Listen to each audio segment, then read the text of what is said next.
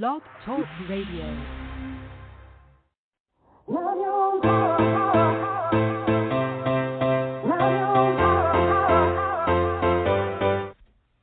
Chatting with Nat is a podcast for independent women seeking to speak their truth and to break down barriers. We host honest conversations that help to guide and empower women. Speak your truth and set yourself free. Let your voice be heard. Hi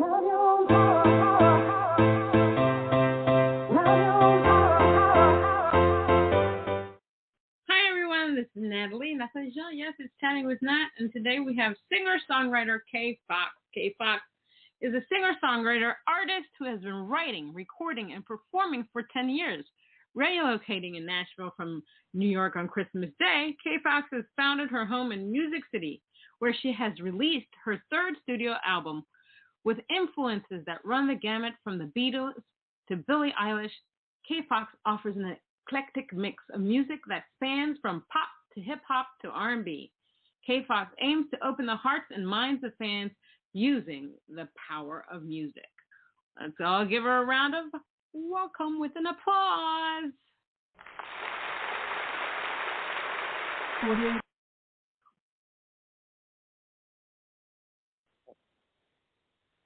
Yay. Yay. I like people to feel, well, my little two hands are not enough. I wanted you to feel warm and welcomed and like there were like a million people just applauding you. Mission accomplished. Thank you very much. I appreciate you. All right. How are you doing? I am doing well. A little warm here in Nashville today, but staying in the air conditioning and trying to keep cool. That's always a good thing. So how have you been during this pandemic thing that's been happening for the past year here? Yeah, I've been doing well, all things considered. Honestly, it feels a bit strange to say sometimes, but I truly believe that 2020 was one of the best years of my life. From a lot of different standpoints, notwithstanding of music. We spent the year writing and recording to the point where we came out of things and I had a fourth studio album pretty much locked and loaded, ready to go once things started opening up. So definitely a lot of self-care, definitely a lot of meditation to work through a lot of layers of anxiety, especially the first few months when we were really, really in the unknown. And it just felt like, oh my gosh, I have no idea what's going to happen. I don't know what tomorrow looks like. I don't know if I'm going to be able to find toilet paper. Yeah. Isn't that crazy? Hello. It's so crazy. I mean, it was like, oh my gosh, am I just going to have to go out and get some leaves? I think that was the weirdest part of the pandemic. The toilet paper. Was the toilet paper. Yeah, no, I agree. Where? It was crazy. To piggyback off something that you said, it's like, you said it's actually been a very good year for you. And it's okay to say that.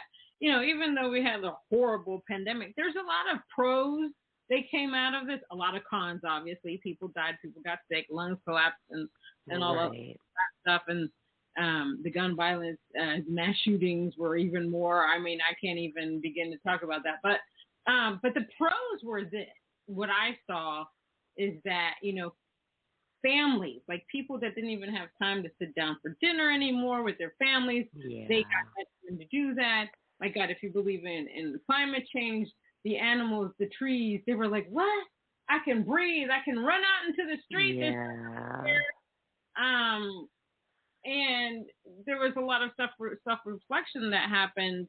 I mean, people got loans, people got money. There was that part too.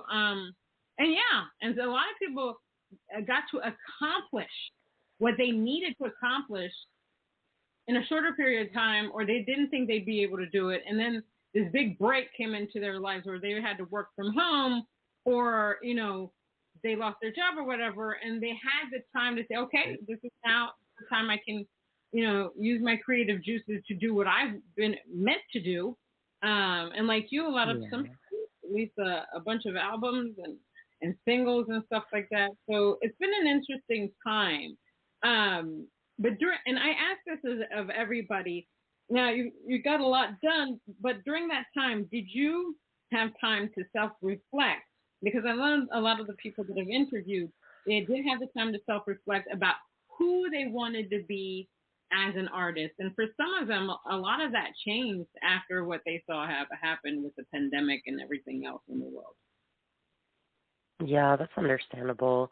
Well, I definitely have been on a path of self-reflection for like very, very dedicated the last 5 years.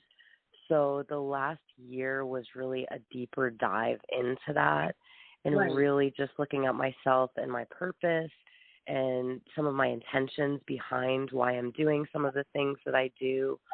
And it really just, and I'm also in a relationship with another musician. Oh, So wow. you have two musicians that are like, okay, now what? So, but it was phenomenal. It really was. And there were a lot of shifts within myself and also just collectively in our relationship as a result of having the time to be still Right. and really, really like recalibrate basically and have the time that you're always looking for, right? We're always looking for time. Well, you couldn't get away from time at during certain points. And so for me, I just felt very, very thankful. I was at one point doing meditations once, just either one or two times a day. And then as my schedule changed, I got less and less committed to my daily practice. Well, the pandemic changed all of that. I'm back to over a year now, back to my daily practice, which is such the core of my life. And it reminded me of the importance of it. And I'll be honest, in those first few months, it like saved my life because I was having like actual physical layers from the anxiety of just not knowing what was going to happen and all the fear and the media and oh gosh, I felt like I was crawling out of my skin. So for me, my meditation practice really saved my life mentally, physically, and just helped me stay on track and remember who I am and why I do the things that I'm doing, and also just gave me the space creatively to just have more flow. Okay. See, yeah, I thought about everything too. My God, I thought about everything. I did a bunch of webinars, conferences. If it wasn't for the pandemic, I would definitely never have had time for so many webinars. I've never attended so many webinars in my life because I had the time, but it allowed me to learn so much more about this crazy music business and everything that we need to do to promote ourselves and just be out there. It's just crazy. It's a lot of work. It's a lot. Yeah, it is. It'll drive you crazy, especially social media. Gets on my nerves. What was the point where you were like, oh my gosh, I've got to do music. Music is me. Was there like a specific performance you watched? Is it just something that was in you? It's always been in me. Since a little girl, like I used to turn everything into a commercial and a song, and I was like that annoying little girl that like wouldn't stop singing. But really what happened was I tried to do the quote unquote right thing for a number of years, trying to make my parents happy, trying to make my parents proud. I ended up with 2 master's degrees and going down a very interesting path that was very rewarding, but at the same time, not all that rewarding. It was weird. But in any event, I got relocated back to New York from Florida back in 2009. And I was a regional admissions representative for a media and music school university in Florida. And they relocated me back to New York, where I had moved there from, to do college admissions. Okay. And 6 months after they relocated me, they dissolved my position and I was let go. And I was working like between 6, oh no, I'm no joke. They just knew that there was not a market for that particular school because there were a lot of first-generation college students, people who had never left New York.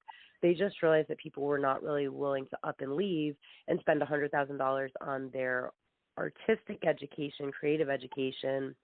And so they dissolved the position because I was primarily in New York City, the Bronx, and Queens.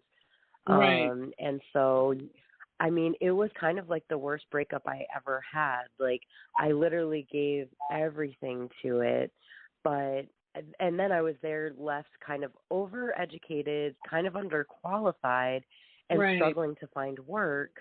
And that was kind of my breaking point. I couldn't get a job doing what I didn't really want to do in the first place. So I took a leap of faith. I went and got some headshots. I started getting into entertainment. And my first dip in the pool was in film and television, working on like Blue Bloods and Nurse Jackie. I worked on How to Make It in America.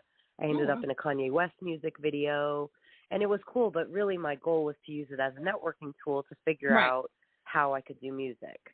So while working on the set of Blue Bloods, I met a kid that was on set there who had a band, and we became Facebook friends. And I saw that he had a Kickstarter for his bands. And I was like, well, I could do that. Like, because at that point I finally had the time, but I really didn't have the money because I had lost my job. So I did a Kickstarter, and I raised $5,155 in 32 days for my first ever music project. And that was kind of my confirmation that I was taking a step in the right direction, and I have never looked back since. Wow, that's a great story. Yes, right up. That's a great story. So then from New York City, you went to Nashville. Yeah, I was on the live music scene in New York for, I guess, about 7 years-ish. And I performed everywhere, all over New York City, and I loved it. And I had put out an album I put out my first project 2011, my full-length album 2015. And I really was just recording music so that I had music to perform. Like, I didn't love the studio then. And I had been performing at South by Southwest for a few years and had a full band of local Austin musicians that played with me at South by, and had fully planned on moving to Austin, Texas. I had just started kind of falling out of love with New York and was kind of done with the grind, all that doing and promoting and performing and thankless. And so I kind of hit a wall, and I knew I wanted to leave. And right before I had planned to move to Austin, the woman that helped raise me said, I know you love Austin. Why don't you just take a short trip to Nashville and check it out and see how you feel? It's been a week of visiting. My entire life shifted trajectory, and it ended up being that I moved here instead. And I was trying to wait through, like, the holidays to get over, because I was like, nothing's going to happen during the holidays. And finally, I was just like, you know what? I'm tired of waiting. I'm just going to go. So I left on Christmas Day, and that was my best Christmas present I ever gave to myself. Best move ever. Awesome. Wow. How would you describe the music? Eclectic is definitely the word that keeps coming up, because it does run a pretty large span of different things. I've done reggae music. I recorded at Bob Marley's Tough Gong Studios out in Kingston, Jamaica. We did a reggae remix. I'd still love to do a full reggae project, but definitely a lot of hip-hop influence, definitely a lot of R&B. But this last album, the third album that I just dropped, is called Love 360 Degrees. It's very pop-driven, very intentionally pop-driven. But there's still a lot of those old influences I hear, like, in my writing and stuff. Like, I grew up just wanting to be Karen Carpenter. And she's definitely still in there. Grew up being a little flower child, Beatles freak, way behind my time, or after. I don't know how you say that, but I was like born at the wrong time. I definitely wanted to be there for, like, Beatles concerts and stuff. But yeah, so it's a little bit of everything, and definitely I think what unifies it all together is obviously my voice, but then also just the messages of my music. I find that most of my music is based in self-awareness, so I feel like no matter how I deliver the song, the message is there. And over the years, I've really learned to become a vocal character actor for each song and become whoever I need to be to serve the song. I love it. I love it. I love it. I love it. I love it. Love it. Because, I'm all about speaking truth and not being afraid to speak your truth and being authentic and real is so important, because what I find is that, during the pandemic, my God, you could have learned so many things during the pandemic. But one of the things I saw was people were craving authenticity and realness, especially in the music industry. We love, our mainstream artists and stuff like that. But I think a lot of people want something real. I mean, I actually listen to lyrics now more than I listen to the actual beat of the music, because I want to see how deep that artist is and how, relatable that artist is. And I always tell people, one year when Adele beat Beyonce at the Grammys, and people were upset, and I'm like, there's a reason for that. For me, and I know Beyonce fans will come after me, Adele to you while Beyonce sings at you. Like, I don't feel anything that Beyonce sings. That is a word right there.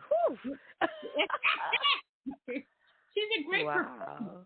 She can put on a show and she can sing. But I don't feel anything that she sings. It's not believable to me. But I feel like I could relate to Adele.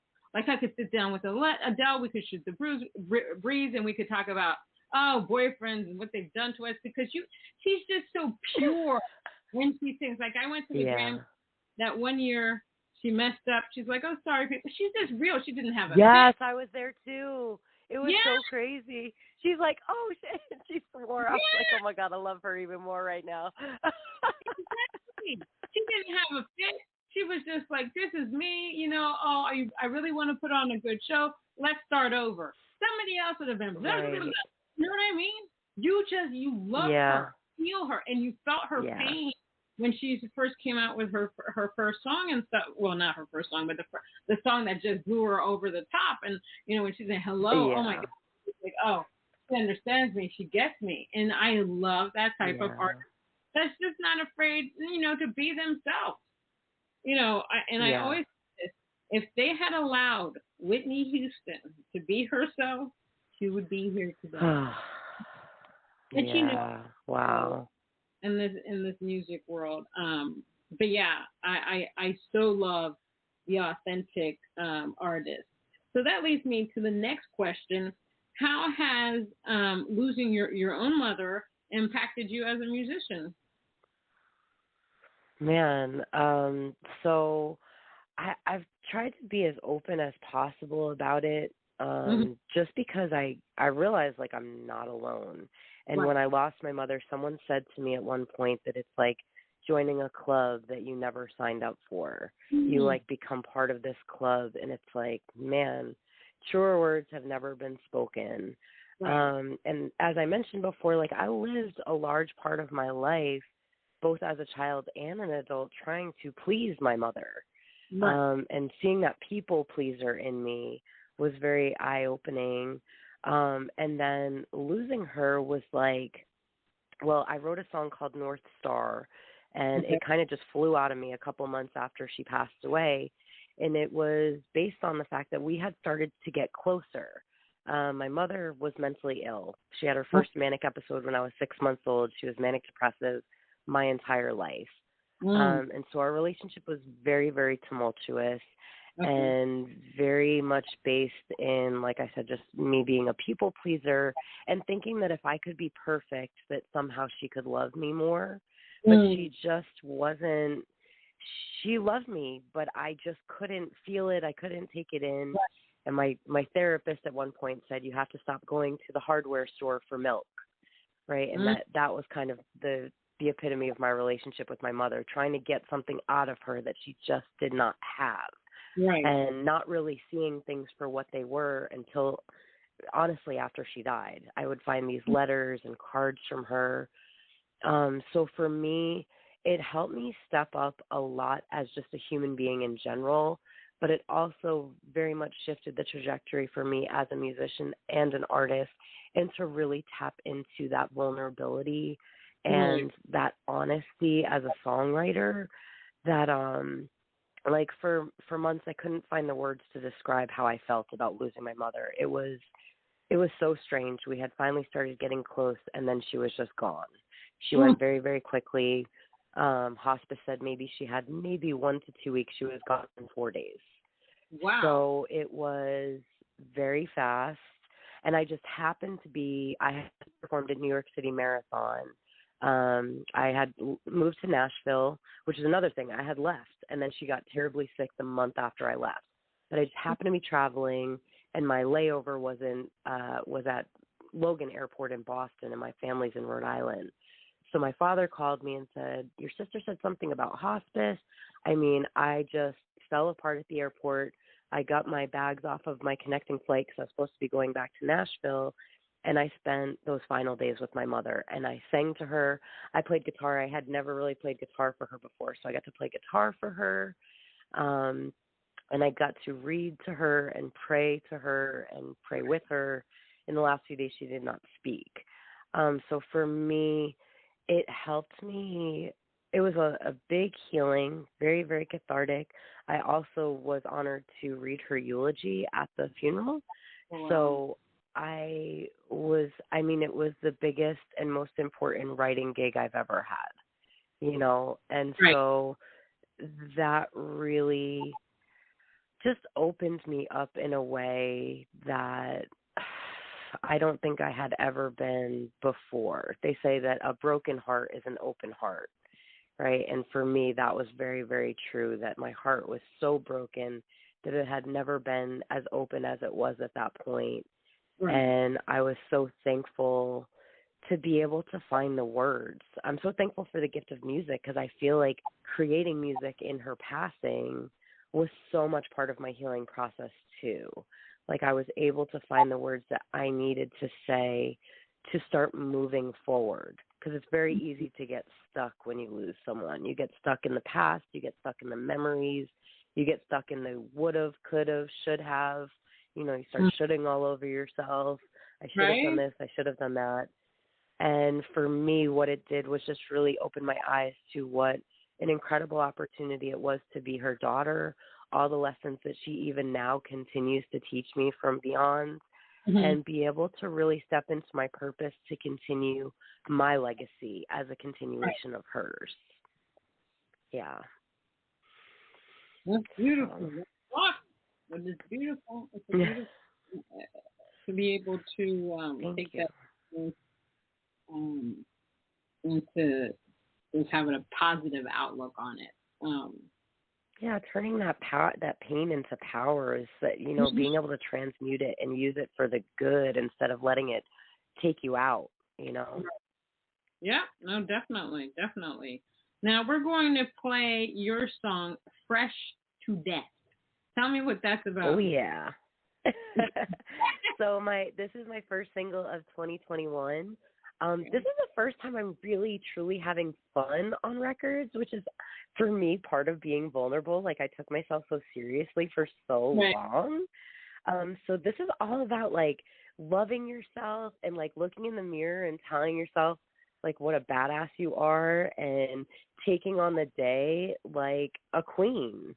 That is really what this record embodies, and that feeling from the music to the lyrics, all about just owning your day. I love it. All right, we're going to have a word from our sister, and then we'll play it. Hold on. Hi, this is Nikki Chris, and I host a podcast called Mixin' It. Mixin' It focuses on women in the music, entertainment, and the performing arts. Our goal is to provide an avenue for industry veterans and up-and-coming artists, musicians, engineers, and producers to showcase their talent. Listen to Mixin' It on Monday Music Madness at 8 p.m. Eastern on the Sim Radio Network.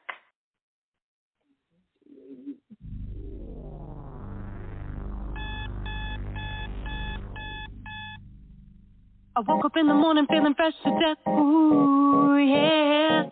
The sun is shining bright, new day on deck, ooh, yeah.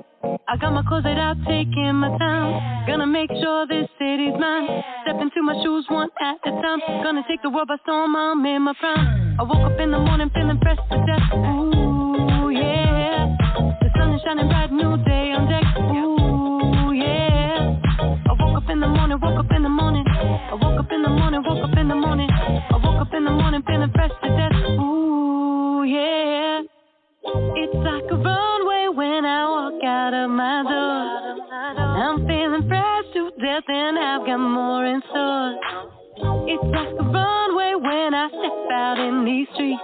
There's nobody in the world fly like me. I got my nails and hair done and did. Can't tell me nothing, 'cause I got this. I'm feeling fresh and oh so fly. My only limit is the sky. I woke up in the morning feeling fresh to death. Ooh, yeah. The sun is shining bright, new day on deck. Ooh, yeah.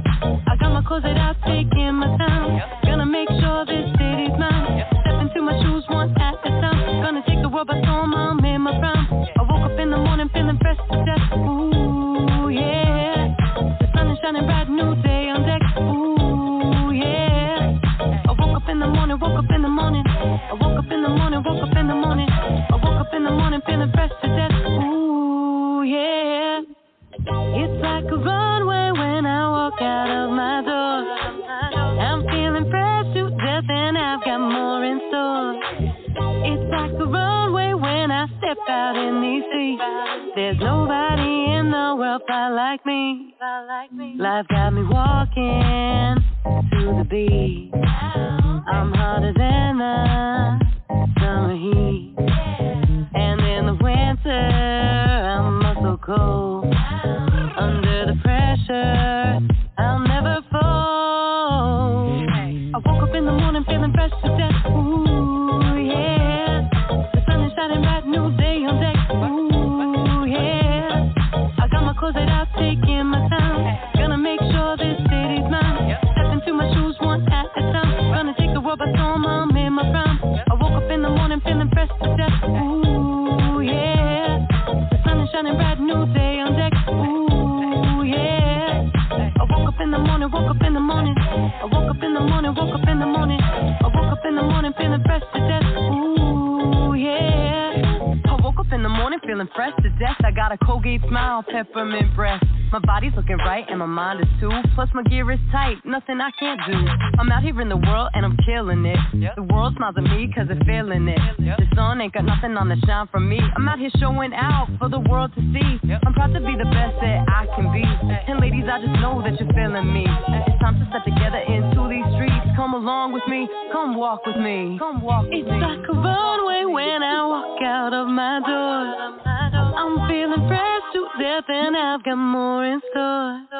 It's like a runway when I step out in these streets.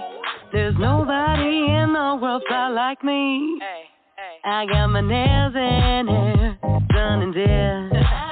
Can't tell me nothing, 'cause I got this. I woke up in the morning feeling fresh to death. Ooh, yeah.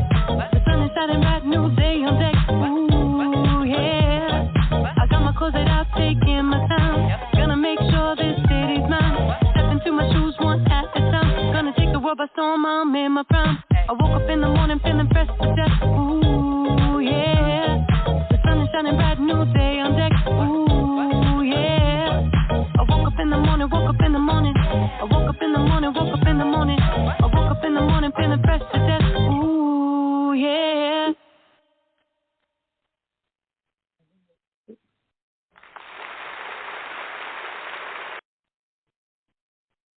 That was a lot of fun. Yes, I had to applaud. That was a lot of fun. I was grooving. I was dancing over here in my room here. Yay! Taking my thing. No, that was a lot of fun. That's fantastic. Thank you. So you I appreciate it. The music video for it has one of my rescue dogs. Little Mama is in that music video. She is so cute. She killed it. I love that. I need to put I have two kids. But they wouldn't tell. They wouldn't say it. They would be like, I'm out peace deuce. I don't do this kind of stuff. That's what they would say. I but so you rap also, because that had a rap to it, right? That was rapping. Yeah, definitely integrating more hip hop in the new music. I did shy away from it for a long time.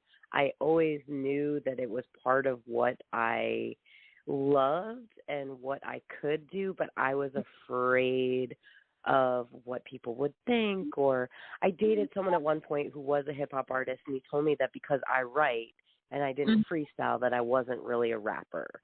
And so I took that on as truth and hid myself away for a number of years until I finally was like, okay, it's enough. Like I said before, whoever I need to be to serve the song is who I'm going to be. So if that means I'm going to be rapping for this part, guess what? I'm rapping. It's cool. I'm all right with it. And it's crazy. We just had a meeting with someone for sync and licensing, played a bunch of records, and the preference was towards all of my hip-hop tracks. And I was like, of course. Well, you know what's interesting, and because I'm part of the Guild of Music Supervisors as a sponsor and stuff like that, and they talk about the rise of hip-hop and music. If you listen to or watch a lot of shows, there's always some kind of hip-hop song in it. Hip-hop music is like the prevalent type of music that are in TV commercials and shows, TV shows. Now, you see what they did with Bridgerton. Yeah. But anyway, they took a lot of hip-hop stuff or pop stuff, and they made it classical, but they still had the hip-hop in there, let me tell you. It's so cool. I love how they did all that. Yeah. I love it. I love that. At first I was like, I don't know if I'm going to watch this. And then I watched it, and then I watched it. I know. I had resistance at first, too. And I was like, oh, gosh, I'm not going to do it. And then my boyfriend started gigging again, and I was home by myself. And I was like, I'll just watch it when he's not home. Right? And then you're just like, and then I watched the entire thing in one sitting. Right. I'm like, okay, this is sickness. Yeah.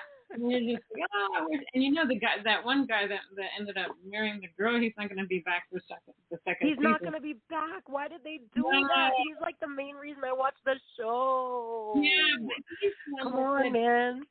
Yeah, and he's the one that said he didn't want to come back. He said, he did his part, and that's it. So it'll be interesting to see how they play all of that out. I know. He really made me mad, though. Like, he was such a frustrating character. I was like, come on, man, get it together. Go to therapy or something. You need to work this out. Like, you need to talk to somebody. But take your shirt off. It's fine. Yeah, take your shirt off, because that's what I want to say. But yeah, I mean, Shonda Rhimes, I would actually like to be in her head, because I would like to see if she comes up with all of these ideas. It's sickening. It's amazing. I love it. Right. What is your writing process like? How do you write a song? How do you put everything together? So it varies. Most of the time I was in New York, I was basically a top liner. So I worked with a number of producers, and they would send me music, and I would write to it, it's still true. I still do some top lining. I still work with one or two producers here that I do top lining with. But also what changed when I moved to Nashville was I got back on guitar, and I got very committed. And so I still don't really play guitar to perform, but I play guitar and piano to write. And that was a game changer for me, because like the song I wrote for my mom, I literally had just been watching tutorials on like my MIDI keyboard while I was working from GarageBand. I didn't really know how to play piano at that point, but when I wrote the song for my mother, I sat down at the keyboard and I like found the song. And that was crazy to me. Like, it was like, wow, I didn't know I could do that. And then the more I did co-writing, which is a huge thing in Nashville, I would sometimes be with musicians or writers who could not, they either just wrote and sang, or I sat with one girl who did not sing and did not play anything. So like all of the music was on me. And once again, I was like, oh my gosh, like we composed an entire song and it was me. And so I kind of surprised myself. I grew up as a drummer. So I kind of kicked myself for not learning piano, even though I had a piano in our house my whole life. But I told you I want to be Karen Carpenter, so the drums it was. But yeah, so my songwriting process is, I consider writing a muscle. So it's really just about flexing that muscle every single day. So I write every single day. It doesn't mean I'm writing songs every day, but I write every single day. And I feel like the more you write, the more you write, and the easier it is to write. And you're like less in your way when you sit down to write. I oftentimes with my co-writes, I just record everything. I like start a voice memo. I'm like, if it's cool with you, I'm just going to record everything. We're just going to talk about our day, see where things are at, and see what's like on the surface for us. And the song will show itself. So oftentimes that's my co-write formula, is just talking. Just like you and I are doing, it'll be like, all right, what do we get out of this? And then boom, there will be like a one-liner or something that stands out. Or like, you know, a girl, I had a session with one girl and she got ghosted. So we ended up writing a whole song about like this dude who totally ghosted her, but it was perfect. You know, I think that life, that's what music is. That's what songs are. It's just life. That's why you connect with Adele. She's singing about life. She's singing about real experiences that you can relate to, that are like, man, yeah, I hate that dude too. Like, gosh. So, yeah. So I don't have a one size fits all or a one way formula for songwriting. My main key to songwriting is getting out of the way. Getting out of the way. Yeah. Yeah. All right. Well, we're gonna play your song "Just Love." What is that about? Ooh.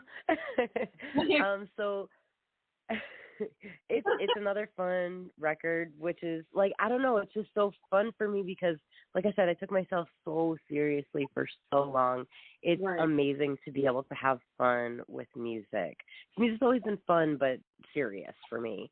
And so this one I kind of liken to, like, when I lived in New York City, I would like sit on the subway and look across from me at a guy and like create a whole relationship in my head, like, you know, and picture us married and having kids, and then like he'd get off at like 138th Street, and that was the end of that. That was the end of our relationship. But I would like literally have a whole relationship in my mind in like a matter of 5 minutes. Don't know if I'm alone on that, but that's kind of the basis of this song. It's like falling in love and like not even really knowing the guy's name or anything. It's just like a whole relationship in my mind. Yeah, you're not alone on that. You're not alone. Let's play the song. Okay, thank you.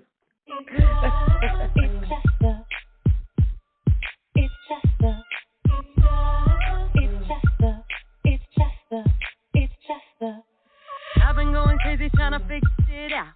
Never felt this way before, don't know what it's about. I've been acting funny and my friends will see it too. Every single time that I get around you, well, I'm caught up, can't think straight. Already picked out clothes for our first date. Ain't even said hi, but I know why. My knees are shaking every time you're nearby. It's that feeling that you get when your palms are full of sweat from a face you can't forget. It's that feeling that you feel when you know it's really real. You can no longer conceal. And I know I got it bad, but you got me feeling glad that my heart is beating fast. It's just love. Old enough and wise enough to keep a level head, but I just keep picturing you all up in my bed. Been in love before, but it's never felt like this. I just keep imagining our very first kiss. Well, I'm caught up, can't think straight. Already picked out clothes for our first date. Ain't even said hi, but I know why. My knees are shaking every time you're nearby. It's that feeling that you get when your palms are full of sweat from a face you can't forget. It's that feeling that you feel when you know it's really real. You can no longer conceal. And I know I got it bad, but you got me feeling glad that my heart is beating fast. It's just love. I've been going through it ever since I seen your face. I just wanna see your body all up in my face. Not usually this cold, but you got my interest peaked. Now I wanna see how you feel about me. Well, I'm caught up, can't think straight. Already picked out clothes for our first date. Ain't even said hi, but I know why. My knees are shaking every time you're nearby. It's that feeling that you get when your palms are full of sweat from a face you can't forget. It's that feeling that you feel when you know it's really real. You can no longer conceal. And I know I got it bad, but you got me feeling glad that my heart is beating fast. It's just love.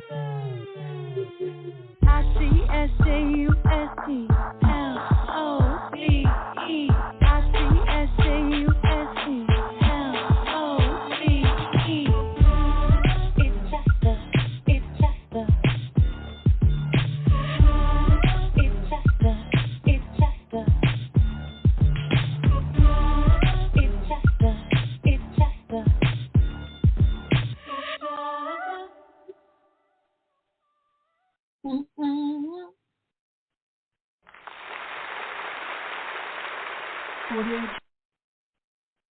Lots of fun tunes. I love it. You got me grooving. I put it on my playlist so I can check my thing. I mean, your songs are a lot of fun and they have deep meaning to it, and everybody can relate to them. How awesome is that? Hey. Yeah. Winning. What do you love most about being an artist? I just love having an outlet to express my truest self. Like, I feel like that is the best gift in my life. You know, like to know that I have that gift and to go to it anytime I want to or need to or have to, like to be blessed and fortunate enough to have that be able to move through me as an outlet to express myself. I love it. I love it. I love it. What is the one thing you wish you had learned, you had known or learned before you got into the music business? That'll never be perfect, and so just to go for it. Amen. Ooh, nothing will ever be perfect. It's so I'll never be perfect. I'm never going to be perfect. It's never going to be the perfect time. I'm never going to be perfect. The time is never going to be perfect. Just go for it because the time's going to pass anyway, and you'll have far more regrets wishing you had done it than just doing it. Yeah. I've been posting these quotes about perfection because I don't believe there is perfect anything. I mean, even if you think you hear the perfect song, there's always something about it that makes it very unique. It's not perfect. It's good, but nothing in life is perfect. Right. Nothing. What is a quote or message that you like to live by?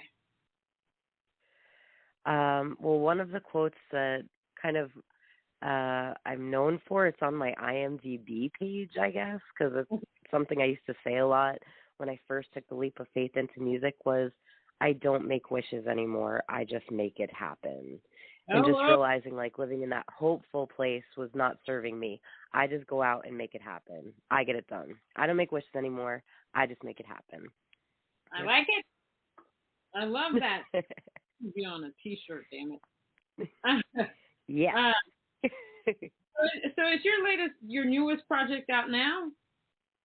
It is not out yet. I actually dropped my third studio album right before the world shut down. Wah, wah, wah, wah, wah.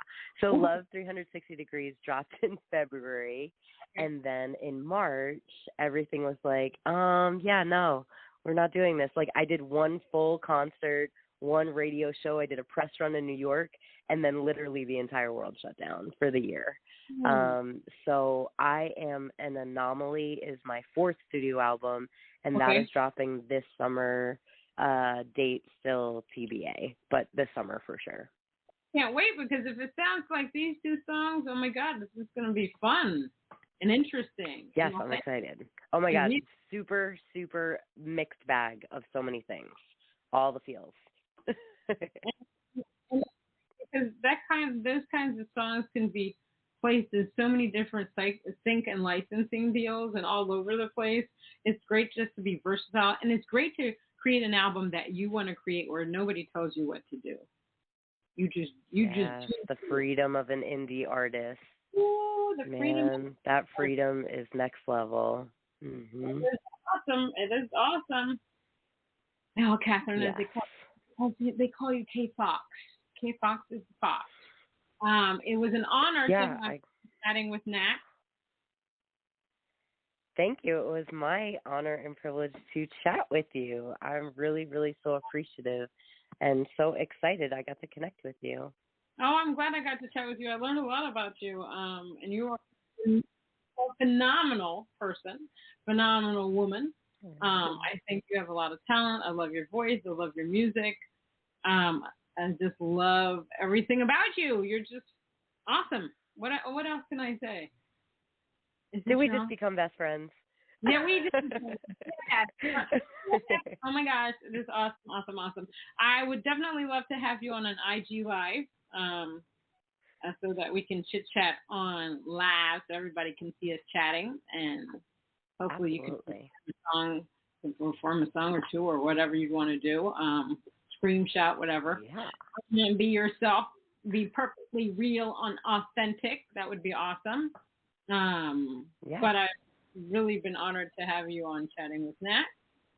And I hope you have an amazing week. But if anybody wants to find you, they can go to www.kfhox.com. Now, Kfhox is Kfhox. You know, she had to be extra and unique with the Kfhox, which I loved it. When I saw the name, I was like, that was really smart. That was very, very smart. I wish I could do that. Well, maybe I could think of something with my name. But I love that. Thank you. I love that. And I hope you have an awesome week. Thank you again for being on Chatting with Nat. Thank you so much. I appreciate you, and I look forward to staying connected and talking again soon. Definitely. All right. That was singer-songwriter Kfhox on Chatting with Nat. Until next time.